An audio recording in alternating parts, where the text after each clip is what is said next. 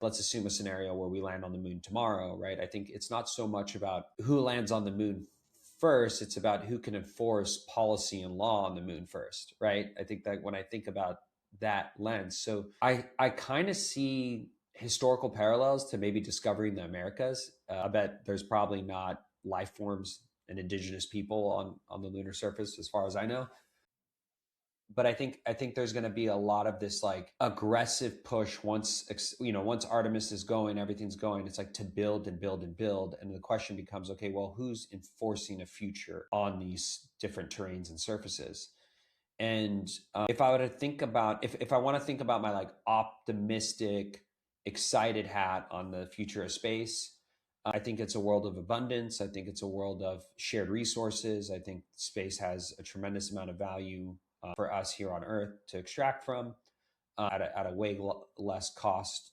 I don't know if it was Elon or who was talking about this. I think Peter Diamandis was talking about this recently, but it's like, dude, we're so small on Earth. Like we are like a small ant, right, compared to the rest of this galaxy, right? And the question we have is like, it just takes one thing to squish us, right? If you really put it into relative perspective.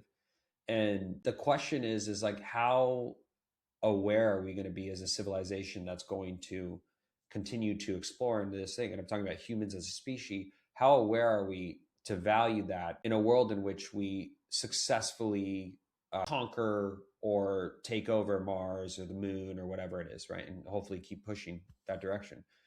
And the question is like, how disconnected do we become, whether it's driven by economic greed or whatever it is? How disconnected do we become from the human aspect of it, or the fact that we have another planet that is so sacred and special? So I don't know. It's the optimistic version of myself is going to be a world of abundance. The not so optimistic self is it's going to create a lot of chaos between how we enforce and try to keep policy moving forward. And is there a world in which an over dramatized version of the empire and all these things happen? Maybe, but that's up to humans and how evolved we are when we think about it. But I'm hopeful in a world where harnessing the sun's energy and using it sustainably creates a better Earth. And hopefully, at least here on Earth, we could benefit from that tremendously. I know you're heavy on space, but it would be remiss to ignore AI's benefits on space travel.